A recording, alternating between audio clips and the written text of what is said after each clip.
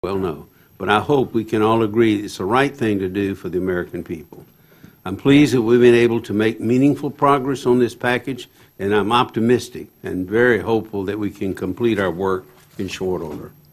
If we can do this, we all know we will take another important step toward regular order in the appropriations process. I believe that would benefit us all, both parties and both chambers, because it would reintroduce stability into the process.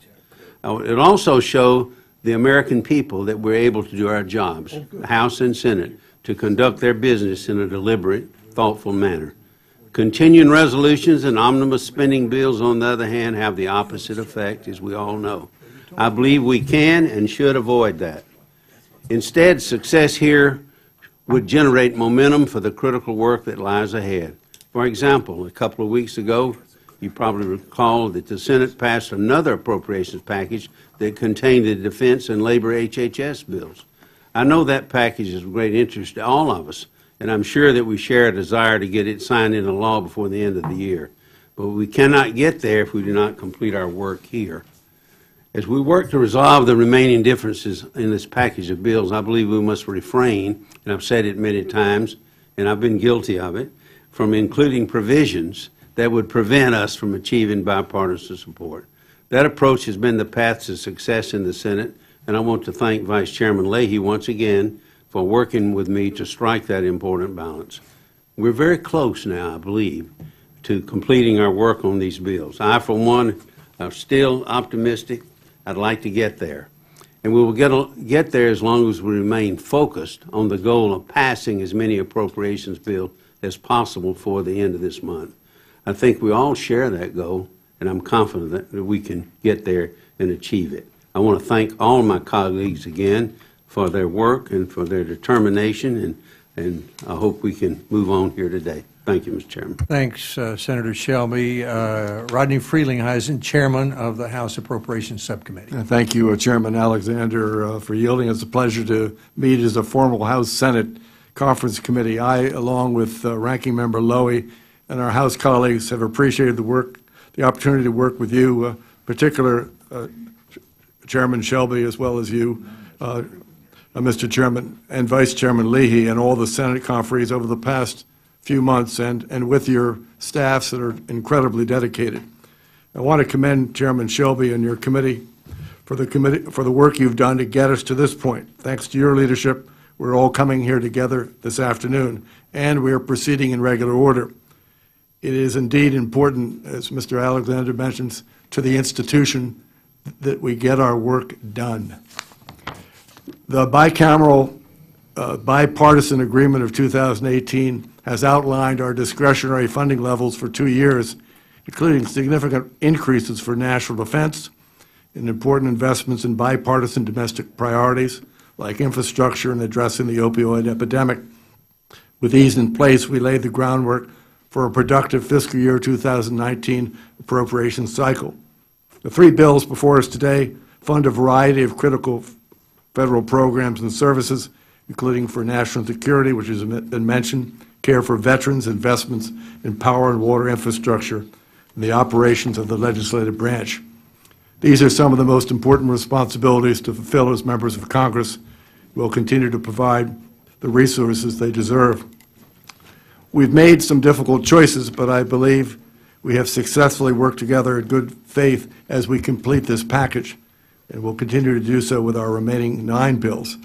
I expect that in the end we'll have a legislative package or packages that we can successfully move through both chambers and to the President's desk. And with that, I'm pleased to yield back to the Chair. Thank you, Mr. Chairman. Senator Leahy, Vice Chairman of the Senate Appropriations Committee. Thank you, Mr. Chairman. I'll just put my whole statement in the record, but it's nice to be here.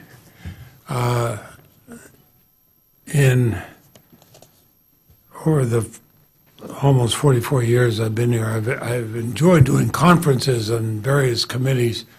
I just left one on agriculture and going back to judiciary, but I'm delighted to see Appropriations Committee coming back doing conferences. I think the American people will, whether you're Republicans or Democrats, see us doing our work. And I want to compliment Senator Shelby as chairman. He and I agreed we'd try to get all these bills through. We'd do them without poison pills of either the left or the right. We worked with Senator McConnell and Senator Schumer on that agreement. Senator Alexander was a strong supporter of that. We got it done. We, especially now as we come back with the conferences where we need 60 votes in the Senate, I have told my caucus and others that I don't care if it's on the right or the left, no poison pill is going to make it through. It just won't. But I think the American people won't understand if we don't get our bills done. We've gone this far. I am concerned that under the Mission Act, there's only funding through May of next year for veterans. I'm very concerned about that. We will have a shortfall in this program. I had an amendment on the floor, but we were unable to get to it. But that is something we're going to have to do. It'll take a while. We'll eventually get it done. But Chairman Shelby, Chairman Frelinghuysen, Ranking Member Lowy, Chairman Alexander, everybody else, I got to thank you. To the amazement of many, we're actually working the way we're paid to work. And it's kind of fun. Thank you. Thank you, Mr. Vice Chairman, for your leadership. Congresswoman Anita Lowy, Ranking Member of the House Appropriations Committee. I, too, want to join in thanking Senators Alexander, Senator Shelby, Senator Leahy for bringing us to this point. And as we conference fiscal year 2019 appropriation bills, although it feels very good to be here, I must express my disappointment that the House did not follow the Senate in pursuing a bipartisan process. Unfortunately, that means that the House version of the Military Construction, Veterans Affairs, Energy and Water, and Legislative Branch Appropriation Bill includes both cuts to many priorities for the American people and unacceptable poison pill riders that weaken environmental standards. We must do better, and it is my sincere hope that this conference committee restores funding for energy efficiency and transformational science programs while eliminating harmful riders. We should not risk a government shutdown over partisan riders that do not have any place in government spending bills. If these riders were non-controversial, they would have been passed as separate bills through the appropriate policy committees. Turning to the Military Construction Veterans Affairs Division, I'm pleased that both the House and the Senate versions of the legislation ensure that our veterans and their families receive the support they have earned. However, we are still faced with the failure of either chamber to adequately address the transition of the VA Choice program from mandatory to discretionary spending. Whether we fix this issue in conference or not, at some point Congress will be forced to address this shortfall and avoid cuts to vital domestic programs, including veteran services. Finally, I'd like to thank Tim Ryan for leading the fight to pay House interns and Chairman Frelinghuysen for agreeing to add dedicated funding for this to the conference agreement. Interns should be reflective of the country we serve, and we should help a more diverse range of young people follow their dreams and begin a career in public service. The remaining open items are challenging, but not insurmountable. I look forward to working with all of you to produce a strong, bipartisan minibus in a bipartisan and expeditious manner. Thank you very much, Mr. Chairman. Thank you, Mrs. Lowy. Now we'll hear opening statements from the leadership of the subcommittees whose bills are part of the package, starting with the Energy and Water Development Subcommittee. I've already had my say, so we'll turn to Mike Simpson, who's House Chairman, and before we do, I want to reiterate my appreciation to him for the way we've been able to work together over the past several years. Chairman. Thank you. Thank you, Mr. Chairman. I'm pleased to join you and our colleagues here today as members of the Conference Committee, something many of us have not been a part of for several years, while others are getting their first opportunity to be a part of a Conference Committee. I want to thank my chairman, Chairman Frelinghuysen, for his continued dedication and leadership throughout this appropriation process and making sure that we get back to regular order. We all share the goal of getting a final bill across the finish line. We have made great progress over the past several weeks, and I look forward to finishing up the remaining work in short order. My primary focus on this conference, of course, is the Energy and Water Division of the bill. As Chairman of the House Subcommittee, I know there are many good things in both the House and Senate energy and water bills. As is typical, though, the chambers prioritize some things a little differently. We have worked hard to ensure that the final product will reflect the priorities of both chambers and, indeed, broader needs of the nation. And I want to thank Senator Alexander and Senator Feinstein and Representative Chapter for their collegiality and hard work that we've done over the years and will continue to do now, and we will get this bill done. Thank you. Thank you, Chairman. Chairman Simpson, thank you very much. Senator Feinstein's not here, so we'll now go to Congresswoman Marcy Kaptur, the ranking member of the House Energy and Water Development Subcommittee. Marcy. Mr. Chairman, very much. And I want to thank all of our fellow members here and our excellent staff for ferrying us to this point. And frankly, the Energy and Water bill, with Chairman Simpson's leadership on the House side, is one of the bills that should be at the tip of the spear. And I guess we don't like getting caught up in all the rest of this, but I'm pleased that we are following some semblance of regular order as we meet today, and remain disappointed that the House has not followed the Senate in terms of pursuing a bipartisan appropriations process.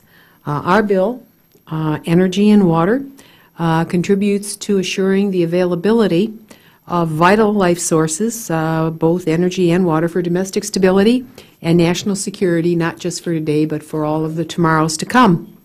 Unfortunately, the House version includes cuts to programs that drive innovation, particularly in clean energy technologies, which is the wave of the future. Either we choose to embrace it or we don't, but not doing so will compromise America. It also contains very controversial, harmful policy riders that cannot be included in a bill that requires bipartisan support to pass. And while I appreciate the Senate's approach, though not perfect, we expected our portion to be ready for consideration this week, but unfortunately we find ourselves, as usual, hung up by far too many non-germane, controversial policy riders. And frankly, I think the American people expect us to get the job done and pass an energy and water bill before the new fiscal year. So I hope we can continue to work with the members of this conference committee to complete the bill that continues our commitments to American leadership in energy, in water, and in nuclear security. And I just thank the chairman for his collegiality throughout. And again, my chairman, Congressman Simpson, for his very dutiful leadership throughout this rather difficult process. And I also just want to say to Congressman Frelinghuysen, the chair of our full committee in the House, how very much we appreciate your leadership on all of our bills and for your participating here with us today. I've greatly respected your work as a member of the House, and you'll be greatly missed. Thank you. Thank you, Ranking Member Kaptur. I should mention, Senator Leahy reminded me, that Senator Feinstein is not here because she's ranking member of the Judiciary Committee, and they're busy today on some other things. I'm going to have to go back and join her in a short while. But she's been terrific to work with as always. We'll now hear from Senator Bozeman, Chairman of the Senate Military Construction and Veterans Affairs Subcommittee. Thank you, Mr. Chairman. I'm glad I'm not busy in that regard today. It's good to be with friends and colleagues as we participate in the conference of the first minibus of the 2019 appropriations process. It truly is hard to believe that it's been so long, but hopefully we can set a great example as we move forward. We owe thanks to Chairman Shelby and Vice Chairman Leahy, Chairman Frelinghuysen, Ranking Member Lowy for leading us in this process and getting us to where we are today. The Military Construction, Veterans Affairs, and Related Agencies Bill funds the critical infrastructure for our nation's service members and takes care of America's 20 million veterans. Prioritized investments provide maximum readiness for the warfighter and goes a long way to honor our commitment for those who have sacrificed so much to protect our great nation. As part of the minibus, it was brought to the Senate floor, debated and voted upon, where it was passed by an overwhelming bipartisan vote of 86-5. This conference has enabled us to maintain momentum in the appropriations process and take one step closer in the return to regular order. We've worked hard with our House colleagues over the past 2 months to develop a thoughtful and responsible path forward for both departments and our related agencies. We will continue to work hand in hand over the next several days and weeks to finalize an agreement that we can take back to the floor and present to our colleagues. I'd like to thank Senator Schatz, Chairman Carter, Ranking Member Wasserman Schultz for the great hard work that they have done, and also their staffs and certainly my staff. We know who actually does the work around here, for the continued support and ongoing effort as we work through conference. Again, I want to thank Chairman Shelby, Vice Chairman Leahy, as well as Chairman Frelinghuysen and Ranking Member Lowy for the dedication and leadership as they continue to provide throughout this bipartisan process. Thank you. Thank you, Senator Bozeman. Congressman John Carter, Chairman of the House Military Construction and Veterans Affairs. Thank you, Mr. Chairman. First, I'd like to thank anybody and everybody that was involved in getting us to conference.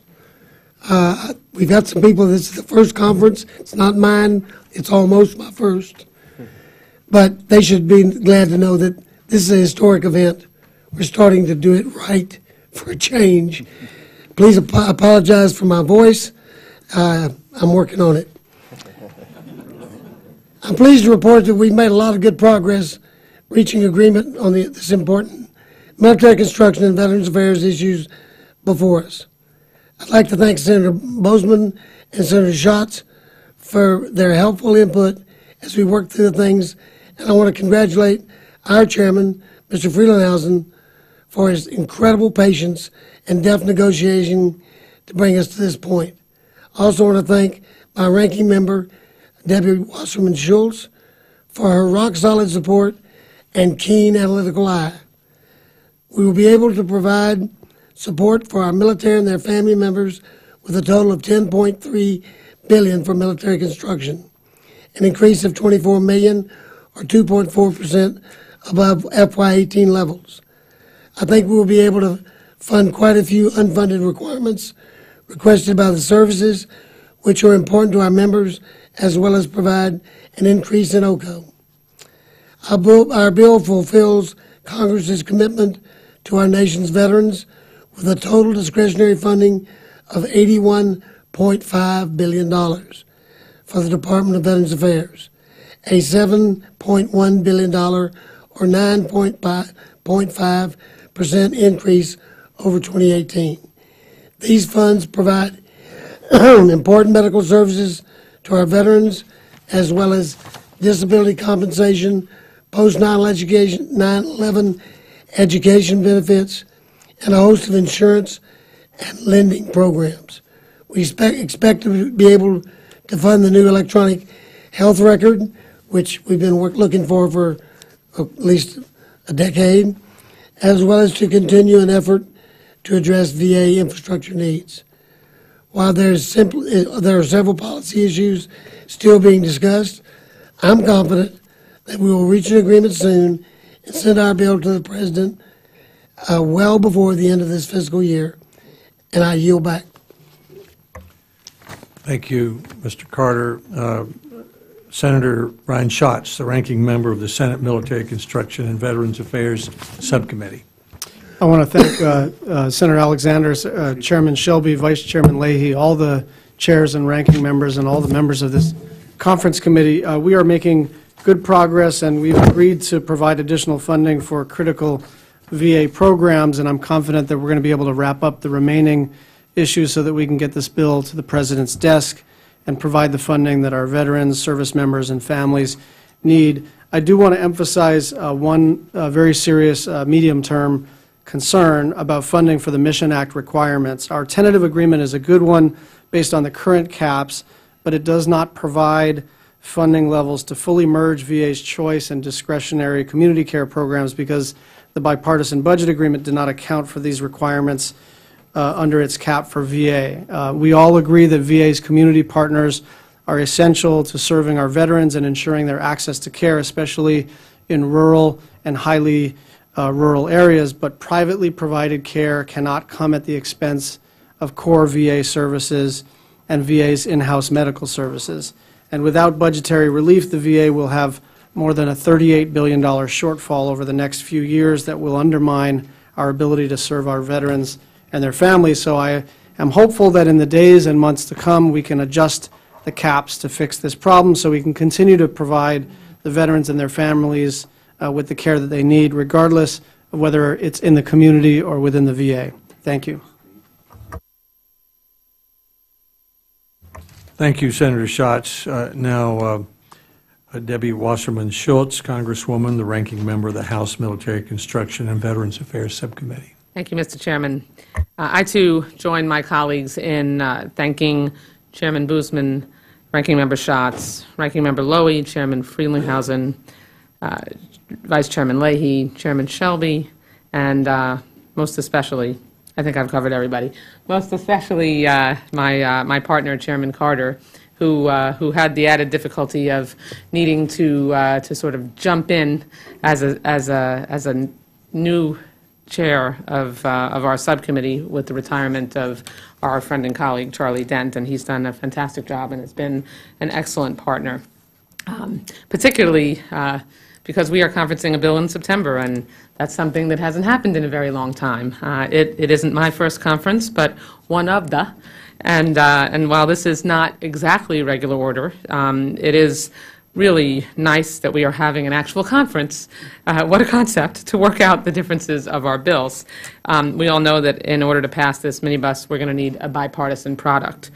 One issue, as has been mentioned, but I think it bears repeating because it is so absolutely critical to bringing our work in for a landing, is to highlight that in the Military Construction Veterans Affairs Bill that is currently not in either the House or the Senate bill, because it inadequately addresses the transition of the VA Choice Program from the mandatory to discretionary spending. This conference must address this issue, or we'll be forced to make deep cuts to non-defense discretionary spending to continue the program. Without a fix, the VA Mission Act requirements will squeeze other important priorities in all of the domestic bills, not just in the VA portion. I know Chairman Shelby and Ranking Member Leahy have already found a bipartisan solution, and it's imperative that we act to ensure that we finish the mission when it comes to Mission Act funding. I look forward to working with all of you to produce a strong military construction, veterans affairs, energy and water, legislative branch appropriations bill in a bipartisan and expeditious manner, and I am ready to get to work along with all of you and also join all of my colleagues in thanking our remarkable staff. Thank you. Thank you, Ms. Wasserman Schultz. We'll now hear from the Legislative Branch Subcommittee, Senator Daines, Chairman of the Senate Legislative Branch Subcommittee. Thank you, Chairman Alexander, Shelby, and Frelinghuysen. Adding to my colleagues' sentiments, I'd like to commend the committee leadership on both sides for bringing us to this significant milestone. Returning to regular order on appropriation bills is a much-needed change, and this meeting is a very important step toward that goal.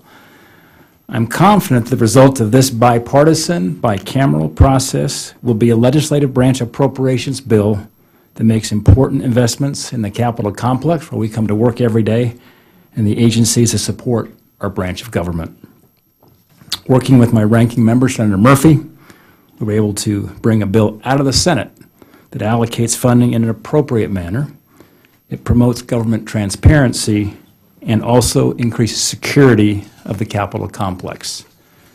Together, Senator Murphy and I have worked alongside our House colleagues, Chairman Fortenberry and Ranking Member Ryan, to resolve the differences between our two bills while making thoughtful and responsible decisions on where to prioritize investments for fiscal year 2019. It's my hope that we're able to continue to advance in this package of appropriation bills through both chambers and the President's desk before the end of the fiscal year. Thank you, Mr. Chairman.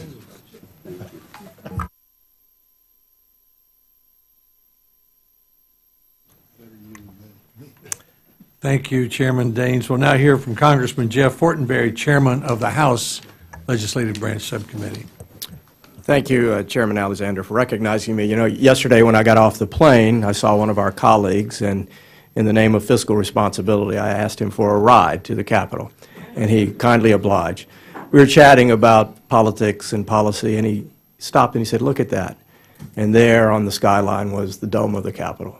He says, "It's always exciting to see that." And it was one of those moments which, again, reminded me of this awesome gift of responsibility that we've been given to shepherd this institution and protect its venerable traditions. So as the newly appointed chairman of the Legislative Branch Subcommittee, I'm truly honored to be here with you all.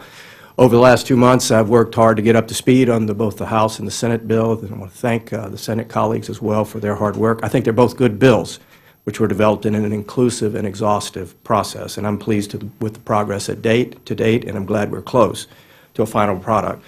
The Leg Branch bill provides $4.8 billion in funding, and that's a 2.8% increase.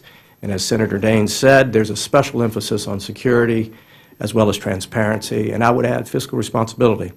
In this area of security, we have about $30 million increase for our Capitol Police to keep us safe, and to keep us safe while we're off campus as well. About $733 million is given to the architect of the Capitol to enhance security measures to our historic buildings and to tackle the growing list of deferred maintenance. On a more personal note, a particular new initiative that's in the bill will be directing the architect to provide a more welcoming area for those traveling to Capitol Hill via the Capitol South metro area. Regarding transparency, there's about $589 million for the Government Accountability Office, which will enable new hires at the GAO for the critical oversight work that they provide for all of us. The Congressional Budget Office will also receive a slight increase in an effort to bolster transparency and responsiveness to Congress. And regarding some new initiatives, a special project involving the Library of Congress and its Visitor Center, I think, is going to have the real potential to transform how the library acts with millions of new citizens visiting here annually. And we expect this will become a model public-private partnership moving forward. Mr. Chairman, a lot goes on in the Capitol, from the dedicated police officers that stand guard around the clock to the architect of the Capitol, employees that work to preserve and maintain the physical infrastructure here that's so important to us, to the IT professionals who protect us from cyber attacks, to all the good staff here who exhaust themselves trying to create good legislative products. Although this is the smallest of the budgets, I think it's one of the more powerful because it captures the spirit and heart of America. And thank you all. Thank you, Mr. Chairman, for the time. I want to thank Chairman Frelinghuysen as well, Chairman Shelby, you, Vice Chairman Leahy for their leadership, and the Ranking Member Lowy on our side as well. Thank you, Chairman Fortenberry. Senator Murphy, the ranking member of the Senate Legislative Branch Subcommittee. Thank you very much, Chairman Alexander. Let me thank you and the chairman and ranking members of the subcommittees represented here, as well as the full committee, for empowering us as members and ranking members, chairman and ranking members of the subcommittees, to do this work. It's been a real pleasure to work with Chairman Daines to get to this point, along with our House colleagues, and I concur with Representative Fortenberry. This is a small but very important subcommittee budget. I guess I'd just like to highlight two pieces of this budget that I think are going to be very important to our work. The first is this pivot that we are making to try to assure our safety and the safety of members both on campus and off campus. We know what happened to many of our friends at a baseball practice just over a year ago. This budget makes sure that whether we are here or gathered in large groups off campus, that security will be provided. And second, I want to thank many members of the Senate for working together together on an initiative that will provide a small amount of money to help senators, if they choose, pay their interns. My journey to the United States Senate started as a Senate intern, interning for Senator Christopher Dodd, and I was able to do that because I came from a family of means that could help me afford to live down here for a summer. But there are plenty of incredibly capable kids who don't have those means, especially from far-off places, and this will assure that every child, if they want to serve with us and for their country in an intern capacity, can do that. So again, I thank my colleagues for letting us get to this point, and I look forward to completing it. I've heard rumors of conference committees during my time in the House and the Senate, and so it's nice to finally be part of one. Thank you, Mr. Chairman. Thank you, Senator Murphy. Congressman Tim Ryan, Ranking Member of the House Legislative Branch Appropriations. Thank you, Mr. Chairman. I'm also pleased to be a part of this conference committee tasked with negotiating energy and water, ledge branch, and military construction. Let me thank Senator Daines, Senator Murphy, and new to the game here on this committee, Congressman Fortenberry. This has been a very thoughtful and reasonable approach to these negotiations on this small but mighty subcommittee. I also want to thank the staff who, on all of these committees, who just always impress me with how you go above and beyond. So thank you so much for all of your time and effort and sacrifice that you made. Pleased we have completed this work. I want to thank Chairman Frelinghuysen for all of your help and support, sir, and the long and distinguished career here. Ranking Member Lowy, Chairman Fortenberry, Senator Daines, as I said, Murphy, Shelby, Leahy, and all of our staff. I just want to kind of reiterate what Senator Murphy said with regard to compensating House interns. Now when the middle class or lower income young person from districts like the ones we represent want to enter public service, they can apply for an internship just like the kid who can independently afford to come to D.C. Given the cost and the expense here in this town, intern candidates can compete based on merit instead of economic background, which is just a matter of basic fairness for all of us to promote this. This is a legacy issue, I think, for each of us. So Chairman Frelinghuysen and Leader Lowy, I want to thank you for your leadership on making sure that this got in this bill. I know it wasn't always easy.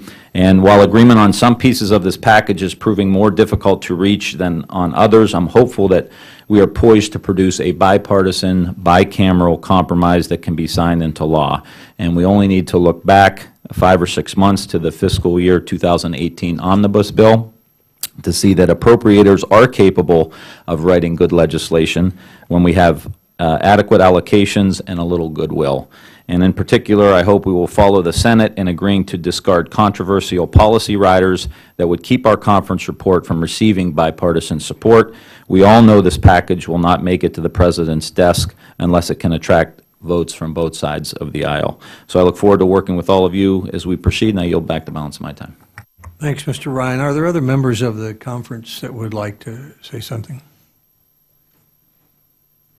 Chairman Shelby, Chairman Frelinghuysen, Ms. Lowy, would you like to have a parting word before I conclude the conference? Chairman, I just want to thank you and everybody else for working together. It's been said two or three times here that we needed to work in a bipartisan way. Senator Leahy and I realized that. In the Senate, both sides of the aisle, we realize that. We have to give and take, and this is what we're trying to do to make the system work. And I'll tell you what, I personally have to show a little discipline too, because I've offered a few things in the past that probably impeded progress. Thank you, Mr. Chairman. Probably will again, too. I can't say I've offered anything that's impeded progress, but I have enjoyed working with Chairman Shelby, and may the perception is that sometimes people aren't working here. Members of Congress, both the House and Senate, are working, and may I say the staff has been here a hell of a long time this summer working on these packages, and I know that all of us join in thanking them for their incredible dedication. I yield back. Thank you. Ms. Lowy? I just think it's appropriate to thank you, Congressman Frelinghuysen, who's been a very dedicated and constructive member of the House, Somehow there are some differences here, but it's always been honorable, it's always been a pleasure working with you, and I wish you good luck and success in all your future endeavors. Thank you. Thank you very much. I want to thank the members. I want to reiterate sincerely how much we appreciate the work that the staff has done. We know you were here over weekends and overtime in August, and we know how hard you work and how difficult it is. So we really do appreciate that, and we would appreciate it if you just finished the bill in the next 24 hours so we can go ahead and send it to the president. The only other thing I would say is I like that advice that the Supreme Court Justice gave me last year when he explained how they get along over there where they have such big differences of opinion, and I'll reiterate it since not everyone was here. He said, we try to remember that our opinions are less important than the institution, and of course our number one institutional responsibility in Congress, our first responsibility is appropriations, and we're on the verge of, if not winning a merit badge, at least a little pat on the back for doing it the right way. So thanks to everybody for being here. We look forward to concluding this as promptly as possible. Thank you very much. Committee's in recess, subject to the call of the chair. Thank you.